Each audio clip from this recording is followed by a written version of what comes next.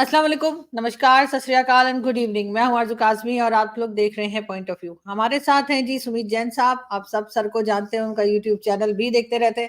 आजकल वो honey trap पे बड़ी वीडियोस बना रहे हैं। मुझे नहीं पता हनी ज्यादा खा रहे हैं या ट्रैप ज्यादा हो रहे हैं, कुछ ना कुछ तो है, गड़बड़ है कुछ। बहुत शुक्रिया कि आज आप आए, थैंक यू सो मच।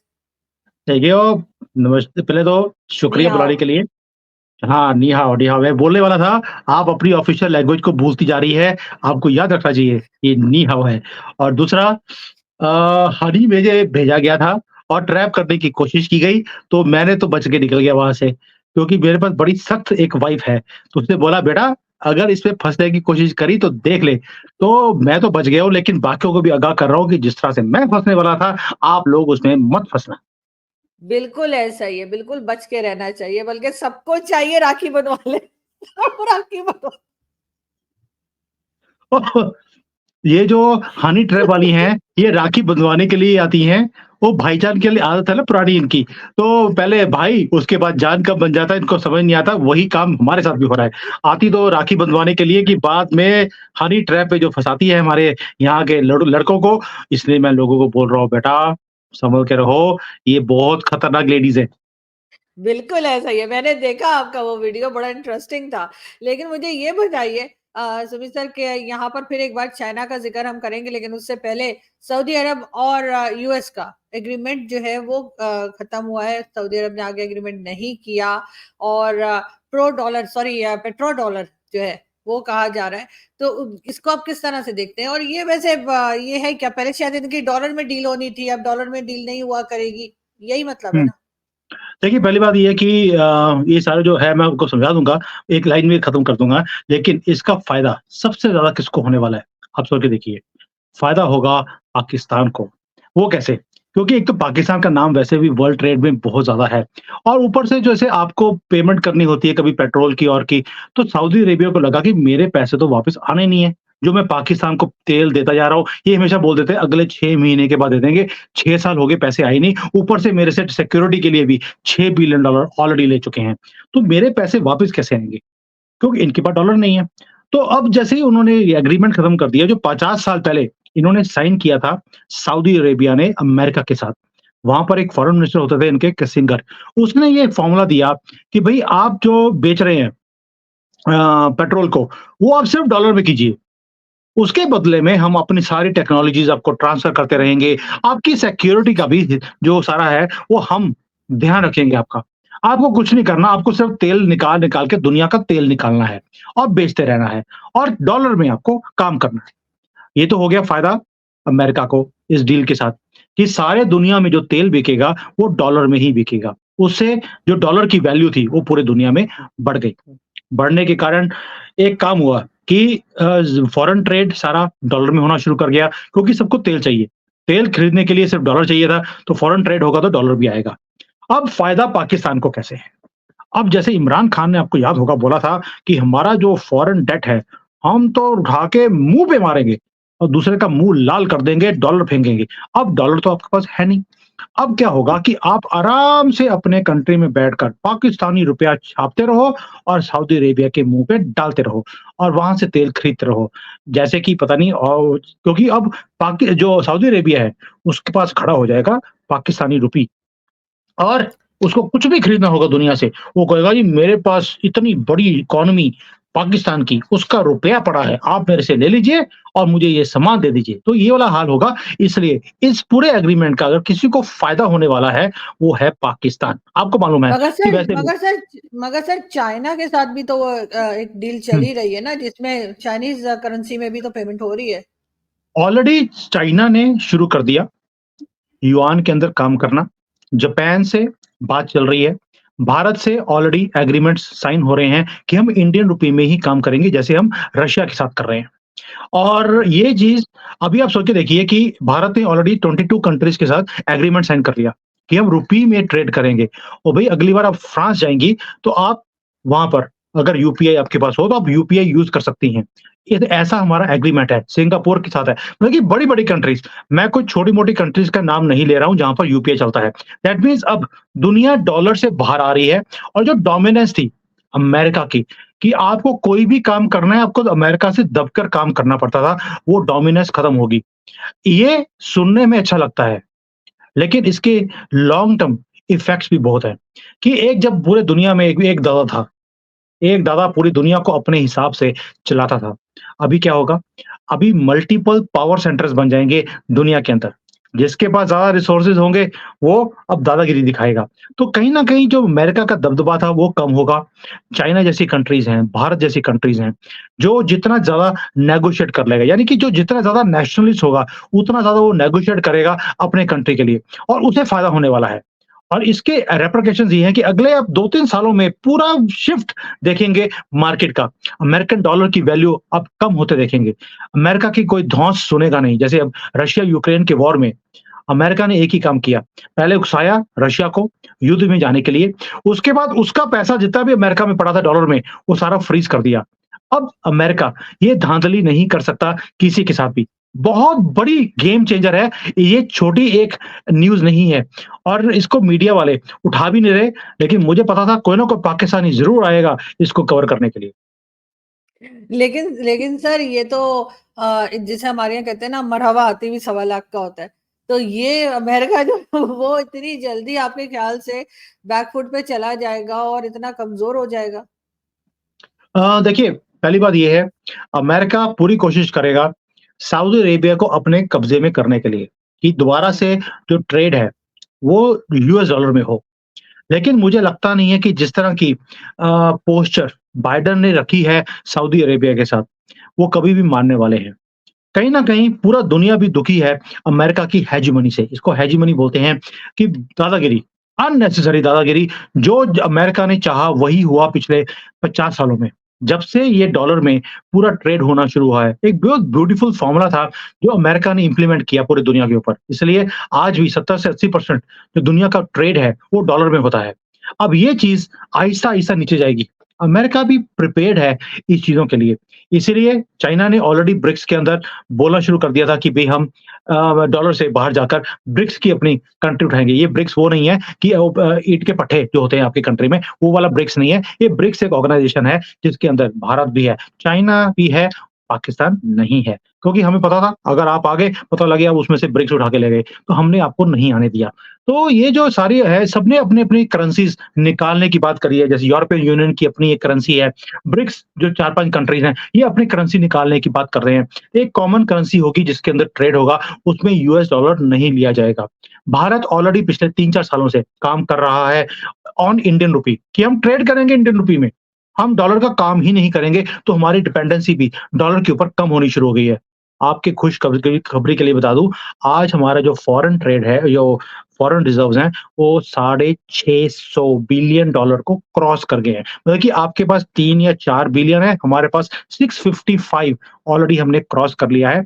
तो और मुझे लगता नहीं कि ये कभी खर्च भी होगा, क्योंकि आगे-आगे ट्रेड हमने इंडियन रूपी में करना है, तो हमें डॉलर को खर्च करने की है डिपेंडेंसी ऑन यूएस डॉलर, वो कम होती जाएगी। जितना डिपेंडेंसी कंट्रीज की डॉलर के ऊपर कम होगी, उतनी तरक्की और हम कर सकते हैं। We can focus on our own country. हमें ये सोचने की ज़रूरत नहीं है वो डॉलर कित्थों लेके आने हैं, किससे भीख माँगनी है। हमें ये सोचने की ज़रूरत ही नहीं है कि कहाँ पे मेहनत करनी है। हम अपनी कंट्री में मेहनत करेंगे, अपने रुपये से काम करेंगे और जिसको हमारे से काम करना है करे। तो ये चीज़ अब सारी दुनिया ऐसे करने लग जाएगी। लेकिन सर ये जो एग्रीमेंट है इसको तो ये कहा जा रहा है कि सऊदी अरब ने रिन्यू नहीं किया वरना तो अमेरिका तो शायद चाह रहा था। लेकिन ऑफ बहरहाल कोर्स डॉलर को इतनी जल्दी आप नहीं समझ सकते कि बहुत जल्दी डाउन हो जाएगा 2-3 साल में जो है कोई पूछेगा नहीं।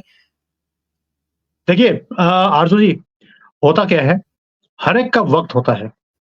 वैसे आपका फ़ेवरेट राहुल गांधी है वर्ल्ड लीडर्स में से और उन्होंने बोला भी था, सबका वक़्त आएगा। तो डॉलर का भी वक़्त आ गया है। हमने बहुत देर से इसके पीछे लगे हुए थे कि डॉलर की जो डोमिनेंस है, वो खत्म होगी और आपने देखा भी है कि अभी जैसे यूनाइटेड यूनाइटेड नेशंस कभी किसी को बोलता कि हम सैंक्शन कर देंगे आपके ऊपर, फ़र्क नहीं पड़ा किसी को भी। रशिया को सैंक्शन किया, ढेले का फ़र्क नहीं पड़ा। उनकी करेंसी पहले से ज़्यादा स्ट्रॉन्ग चल रही है, कंट्री भी ठीक चल रही है, तो फ़र्क नहीं पड़ रहा। अब जो दबदबा था यूनाइटेड नेशंस का फॉरेन पॉलिसी के ऊपर, वो भी कम हो गया। लोगों ने सुनना भी बंद कर दिया और भाई हालत ये है कि बाइडेन फ़ोन करता है, फ़ोन लोग उठाते नहीं हैं। जबकि पहले अमेरिका का फ़ोन आता था, तो लोग अपना सारा काम छोड़ के फ़ोन उठाने बैठ जाते थे। अभी ऐसा नहीं है। तो डोमिनेंस फॉरेन पॉलिसी में कम हुई है, वीक हुए हैं अमेरिका।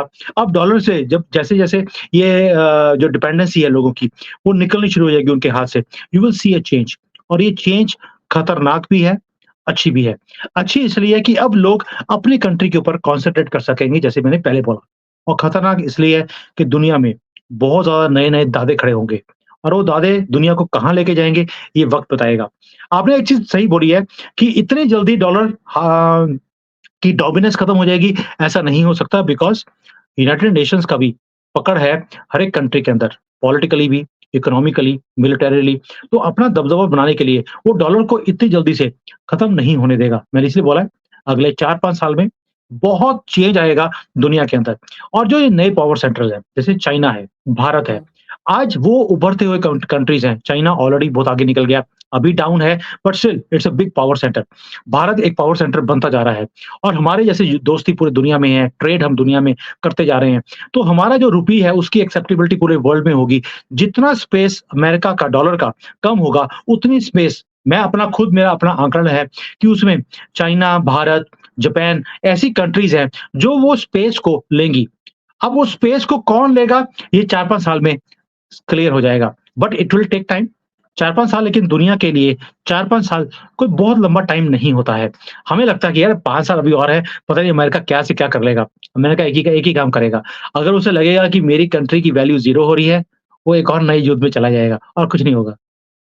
लेकिन सर अमेरिका की अगर आपने बात की तो यकीनन अमेरिका आजकल जिन हालात में है वो देखकर अजीब ही लगता है जैसे कि हमने जी7 समिट में देखा कि उनके जो प्रेसिडेंट हैं वो कभी कहीं निकल जाते थे कभी कहीं निकल जाते थे तो वो उनको पकड़ पकड़ के लाया जा रहा था तो ऐसा लगता है कि इस वक्त जो गवर्नमेंट है वो कोई और चला रहा है इसलिए कि अगर ठीक है हर एक की एज होती है हर एक का एक प्रॉब्लम हो जाता है कभी हेल्थ प्रॉब्लम हो जाता है लेकिन एक प्रेसिडेंट जो है उसको बिठाकर तो फिर उनकी जो हालत है देखी हम लोगों ने अभी रिसेंटली कल, तो उसमें लगता तो नहीं कि वो क कंट्री चलाने के काबिल हैं, मगर जी7 समिट को आप कैसे देखते हैं?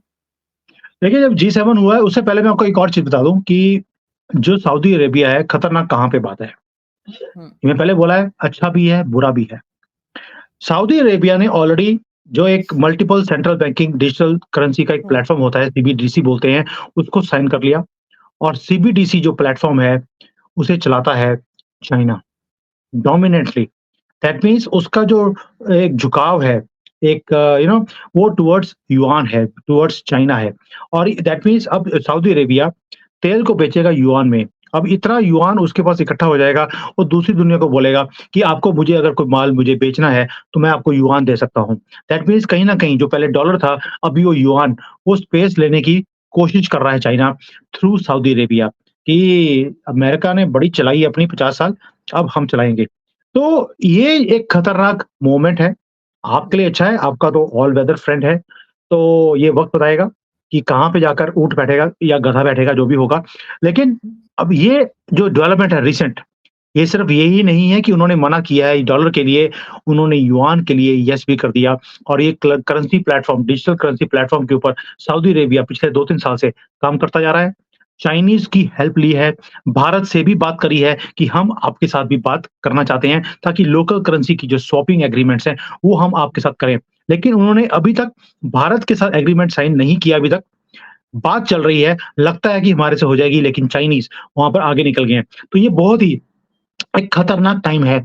अगर युआन में एग्रीमेंट होता है सऊदी अरेबिया का, यानी कि तेल उन्होंने युआन में खरीदा या बेचा, उसके बाद एक बिल्कुल शिफ्ट हो जाएगी जियोपॉलिटिक्स पूरे दुनिया की और जो अभी अभी हम बात कर रहे हैं रिसेंटली, पाकिस्तान, इंडिया, हमने मज़ाक करना शुरू कर दिया। हम मज़ाक करने लायक भी नहीं रहेंगे, इतने बड़े चेंजेज़ आने वाले हैं और आपके कंट्री में ऑलरेडी फायरवॉल लग चुका है, ये उसकी दस्तक है। यानी कि उन्होंने हुँ, ऑलरेडी अपने नैरेटिव्स को कंट्रोल करना शुरू कर दिया है दुनिया भर में। अफ्रीकन कई कंट्रीज़ हैं जहाँ पर ऑलरेडी ये फायरवॉल की बात चल रही है, आपके यहाँ लग गया है और बाकी जगह भी जो चाइना दिखाना चाहेगा, वही दिखेगा और पिछले 50 साल में जिसके डॉलर बिकते थे, उसी का नैरेटिव भी दुनिया में चलता था। अब जिसका युआन चलेगा, नैरेटिव भी उसका चलेगा, उससे मुझे डर लगता है।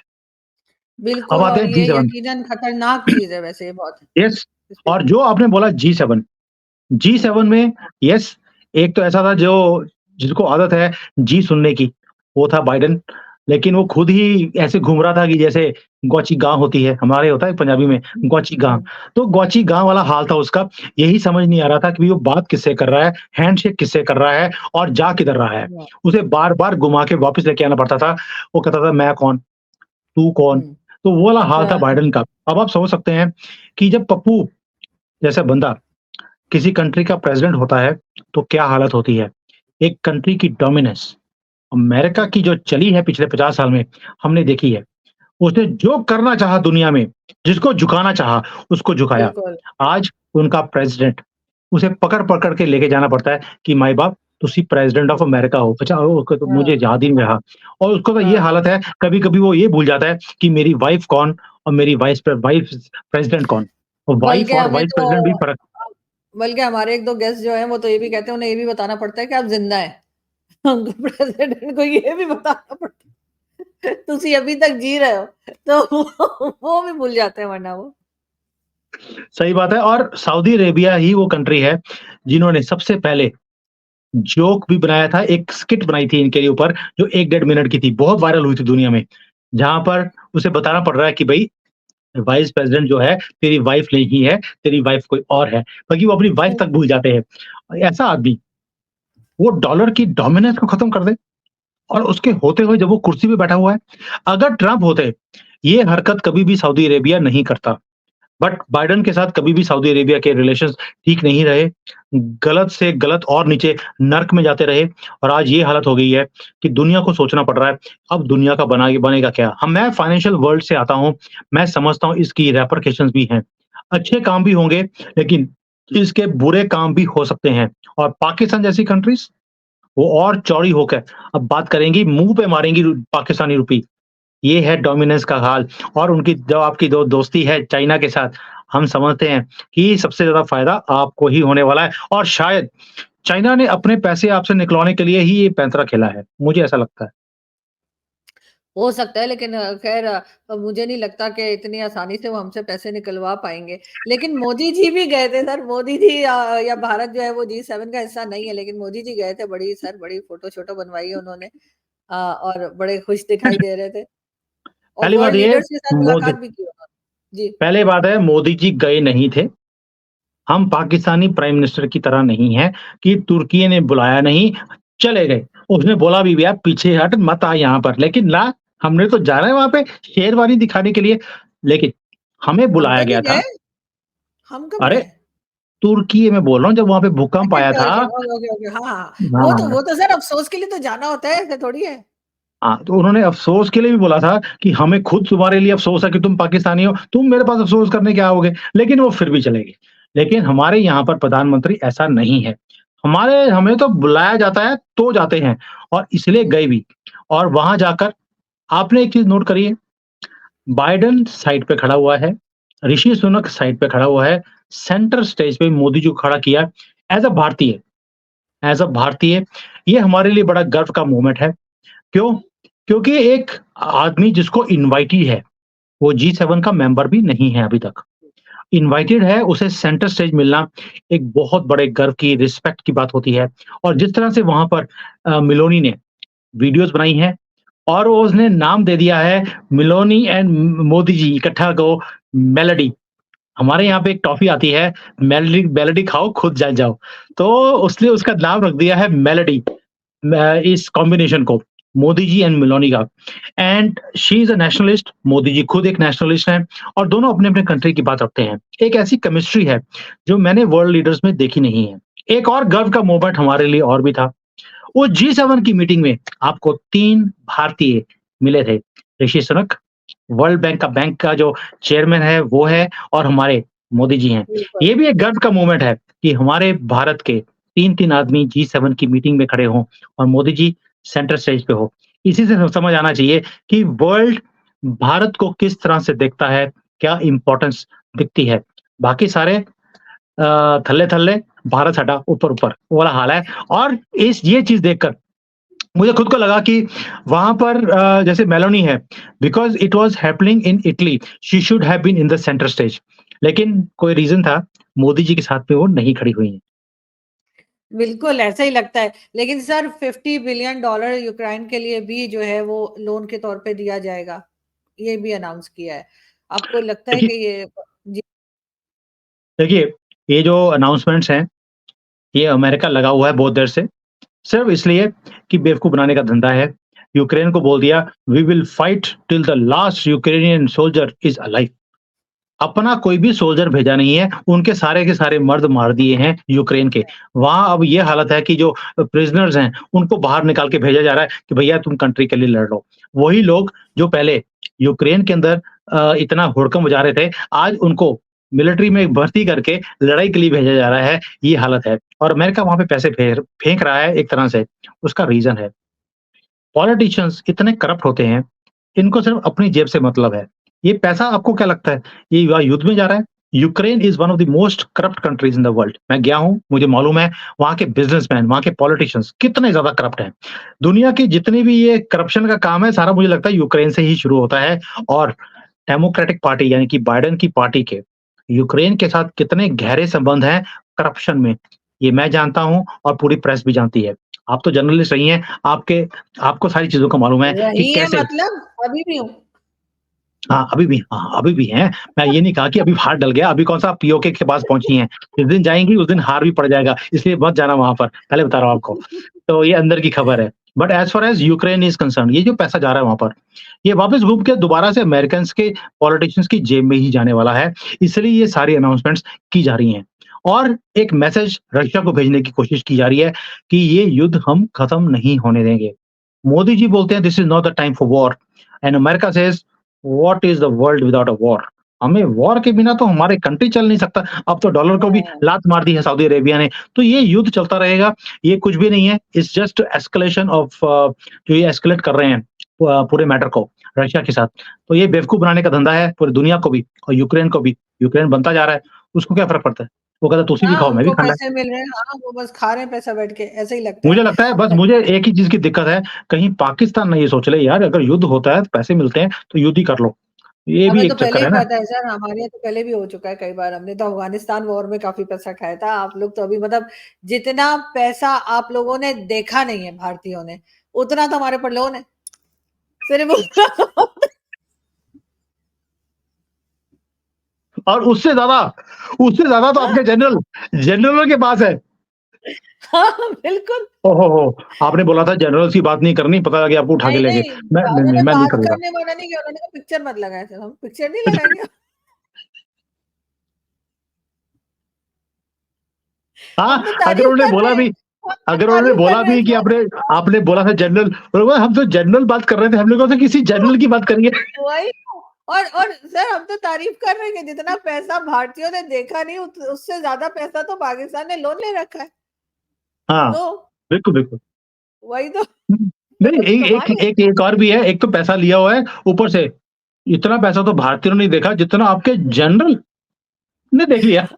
बल्कि आज कोई बता रहा था, किसी ने लिखा वो बजट आया ना हमारा, तो बजट में सिगरेट की प्राइस बढ़ा दी है, उसपे टैक्स बढ़ा दिया सॉरी। तो किसी ने कहा लगता है कि सारा कर्जा जो है वो चरसियों ने ही पूरा कर दिया।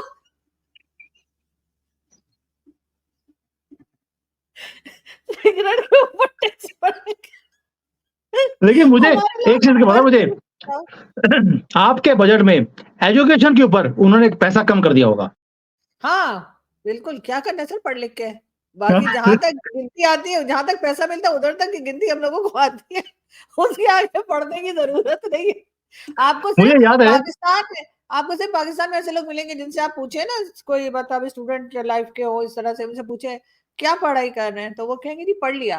मतलब ये सिर्फ़ पाकिस्तान में बताते हैं लोग। एजुकेशन हो गई जी कंप्लीट कर ली एजुकेशन भी कभी कंप्लीट होती है। तो यहाँ पे आपको ऐसे लोग मिलेंगे, बट और कहीं नहीं। आरज़ू जी मुझे हैरानी होती है, मुझे याद है कि आपका जब लास्ट टाइम आपका सो कॉल्ड बजट आया था, जिसमें हुँ। आर्मी के बजट बढ़ा दिया था, एजुकेशन का कम किया गया था। ये उस वक़्त का टाइम है जब आपको आईएमएफ से पैसे चाहिए थे। आईएमएफ बोल रहा था आप सब्सिडी खत्म करो, आपने एजुकेशन के ऊपर सब्सिडी खत्म कर दी या पैसा खर्चना कम कर दिया। तो ये मुझे समझ नहीं आता कि ऐसा क्या पागलपन है एक 25 करोड़ लोगों को बेवकूफ़ बनाने का धंधा बनाया हुआ है कि आप पढ़ने-लिखने ही नहीं देते ताकि उन्हें कंट्रोल किया जाए। उनसे काम करवाया जाए जो वो करवाना चाहते हैं, उन्हें जिहादी बनाया जाए, बचपन से जिहाद की ही एक ट्रेनिंग दी जाती है। इस तरह से अगर कंट्री चलना है दैट मीन्स आप और नीचे जाते जा रहे हैं और मुझे लगता है कि एक काम और हो रहा है, ये जिहादीपन जो आप सिखा रहे हैं एक दू सभी को वहाँ पर, आई होप आपने वो ट्रेनिंग ना ली हो, पता लगे किस दिन पता लगे आरज़ू जी ने भी बम फोड़ दिया बेल्ट लगाकर। लेकिन जो ये सारा काम हो रहा है, I just want to ask you something मिला क्या?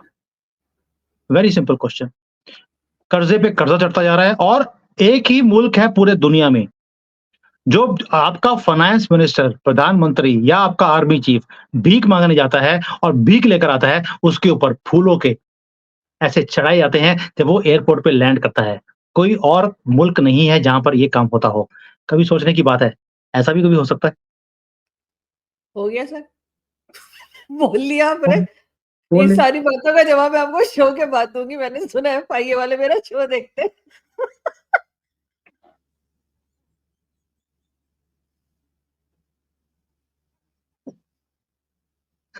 लेटर आया था आपको पीआईए का क्या हुआ उसका? खिड़की के दरवाजे चले गए? नहीं, वो मैं ईद के बाद जब कल मैं एक इंडियन शो में गई और रूबिका लियाकत का शो था, तो वहाँ पर उन्होंने मुझसे पूछा ये कश्मीर वगैरह की बात हो रही थी। तो उन्होंने कहा नहीं जी पाकिस्तान की तरफ से ही होता है, वो था। तो मैंने जो रिप्लाई किया कि अगर एजेंसीज़ के पास प्रूफ्स हैं तो वो दें हमारे मतलब हमारी अथॉरिटीज़ को दिखाएँ, इस तरह से कोई बात की। तो दूसरे गेस्ट कहने लगे पता नहीं आरज़ू को क्या हो गया है, ये ऐसे क्यों बोल रही है ना, ये सीधे-सीधे बात क्यों नहीं कर रही? तो वो एंकर जो थी वो she is a friend also, तो वो कहती हैं कि ना वो आप देखिए ना कहाँ बैठी हुई है, वो आप देखिए वो इस्लामाबाद में बैठी हुई है। हाँ, जब मैं शो के बाद जब फ़ोन करूँगी ना तो बिल्कुल सही-सही बोलेगी। मैंने कहा ये मरवाएगी, इसलिए कि अब ये बता रही है कि मैं शो के बाद फ़ोन में इसको कुछ और बताने लगी हूँ। मैंने कहा ऐसे दोस्तों से ऊपर वाला बचाए, मतलब दुश्मनों की ज़रूरत ही नहीं। आपके साथ तो वैसे ही लाइन लगी हुई है दोस्तों की ऐसी। हाँ ना, मैंने कहा देखो ना अब इसको ये बोलने की क्या ज़रूरत थी कि अभी मैं शो के बाद इसको कॉल करने लगी हूँ और फिर ये कुछ और बोल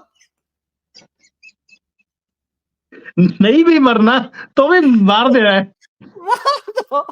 वरना मैं जो नहीं बोल रही हूँ उसका कहना तो मैं फ़ोन पे बोल दूँगी। मैं यार क्या कर रही हूँ? या मैं उसको क्या बोलती शो के अंदर? तो बहरहाल ये भी लेकिन मेरे साथ होता है। लेकिन ये जो सारा कुछ है आपके मुल्क के साथ, आप पता नहीं कैसे वहाँ पे ज़िंदा हैं अभी तक। मुझे लगता है क्योंकि एक तो आपकी भी खुशनसीबी ऐसी है कि आप मामू थे पीआईई में, जो आपने बड़े-बड़े दरवाज़े लगाए हुए हैं, उसका तो लॉक ही इतना तगड़ा होता है कि कोई तोड़ना भी चाहे तो तोड़ नहीं सकता। इसी के लिए आप बची हुई हो, वरना पाकिस्तान का जो हाल है, बजट है नहीं और बजट है भी तो सारा आर्मी को चला गया है और एजुकेशन के नाम पे तो ज़ीरो है। लेकिन सर पता नहीं कब तक बचे हुए हैं ये इसकी कोई गारंटी नहीं है क्योंकि ईद के नहीं, अब बाद तो मैंने बचने वाला जाना है। काम हो गया, अब तो आपको डॉलर की ज़रूरत ही नहीं है, क्योंकि हाँ, डॉलर की डोमिनेंस खत्म हो रही है और अब तो आप पाकिस्तानी रुपया छाप-छाप के दुनिया के मुँह पे मारेंगी और मुझे बिल्कुल उसी बात का ऐसे। डर है कि जिस दिन जैसे अब तो क्योंकि डॉलर के सर आप चक्कर लोग में भी तो 18 कंट्रीज़ में आप लोग भी तो अपनी करेंसी चला रहे हैं, तो हम चलाने दो सर 22 क्या? हाँ, 22 चलें। तो फिर 22 हम अगर कंट्रीज़ करेंगे में तो क्या होगा? हाँ, देखते हैं कौन लेता है। कोई ना कोई तो ले ही लेगा सर, चाइना तो ले ही लेगा जहाँ बैठे हुए। थैंक यू सो मच कि आपने आज जॉइन किया। Thank you. Thank you.